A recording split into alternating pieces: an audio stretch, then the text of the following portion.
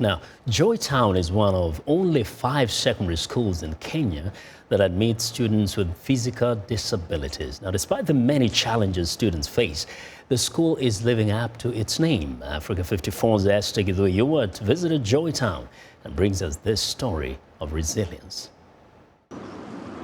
Thika Town is a 30-minute drive from Kenya's capital, Nairobi. And tucked away just meters from Thika Town on this dusty road lies Joytown, the school 240 students call home. The principal, Leah Kamonye, says there is still considerable stigma associated with physical disabilities. She tells us the story of one student who was even shunned by his own family. We had a student who did not have disabilities here, and he was from a broken home, and we even housed him in the school. Even when the others go home, he would be left here. He was staying with some well-wishers, but just by the fact that he came to Joytown, they rejected him that he is going to bring the spirits of the disabilities to the family. Merab, Imai, a teacher at the school, has physical challenges of her own. She's most worried about students with spina bifida, which affects their bladder control and bowel movements. This child keeps on moving out of class to the washrooms to make themselves to be neat, to be tidy, to be able to attend class. And many a times, so the teacher gets that distraction, the child has gone out. Sometimes you are forced to pause, maybe to wait for this child to be able to receive the message you want to pass on. In another classroom, teacher Sabina Kavila asks students to recap their last lesson. Students use their toes and mouths to write. Some have cerebral palsy, a disorder that affects balance and movement of muscle tone.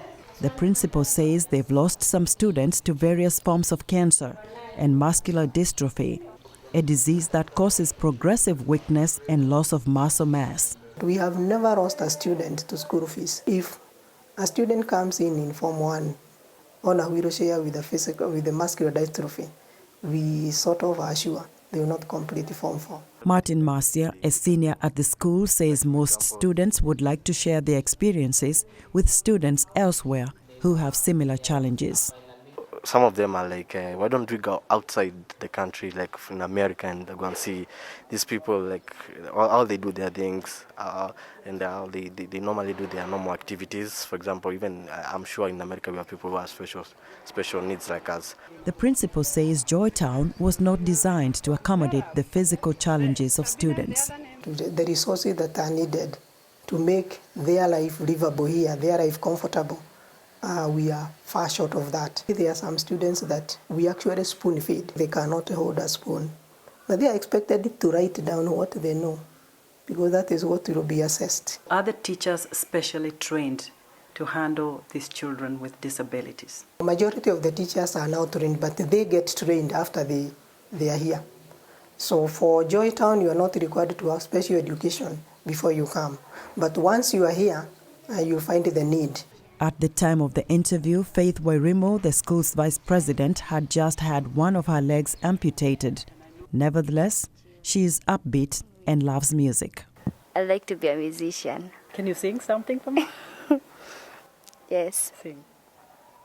Lord, I come, I confess, bowing here, I find my rest. Without you, I fall apart, 'cause you're the one that guides my heart.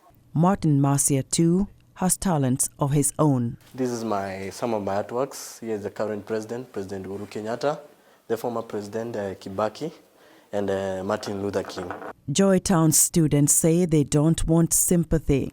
They want recognition and a chance to prove that physical disability is certainly not inability to succeed. Well, joining me now for more insight on Kenya's Joytown School is Africa 54's Esther Githui-Ewart. Esther, what a real touching story that is. But one thing that strikes me is how cheerful these kids look. How was it like for you being there with them? I was very emotional. When I got there, first of all, I wanted to go to the primary school, which is equal to the elementary school here. but the kids are so young, and I thought, well, I have to have, you know, the parents' permission to be able to do the interview. So the ones in the high school are a little bit older, and so because some of them don't get to school when they're supposed to be because they have to kind of be able to move around. And most of them come from very poor families. And when I got there, I didn't know really what to expect. When I saw the kids, when I saw others who are not even able to move, wheeling others to get to the bathrooms or to get back to the class, that kind of really touched me. It was very emotional for me, to tell you the truth, even for the cameraman.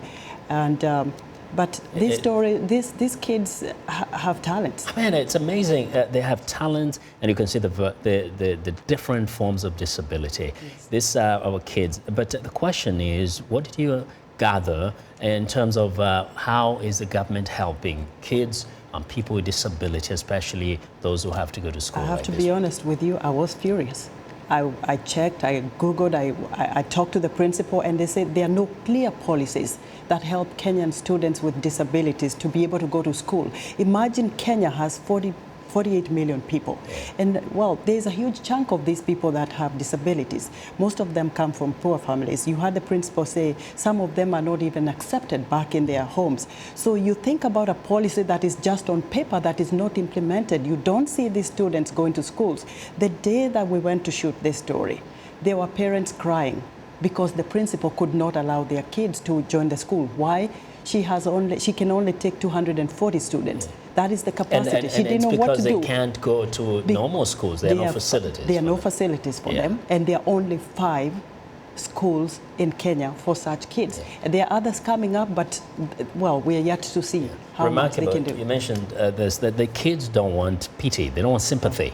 What do they want from the government, from They want support. They want clear policies. For example, if you look at the school, it wasn't designed to be able to help them be able to access places. If you look at the bathrooms, let me tell you, I personally thought I'm going to mobilize people in Thika Town to just come and help them to clean. In regular schools, you have even students doing some cleaning of their own. These kids cannot. Now think about being examined like any other student who has no physical disability. And this is a national exam where some of them are writing with their mouth, others with their toes, others can't move. Sometimes the pen falls off. They're going to do the same test as everybody else. They will be tested like everybody else, and nowhere will it be written, this child has a physical disability. So when you're marking this exam, bear that in mind. No. So they end up nowhere.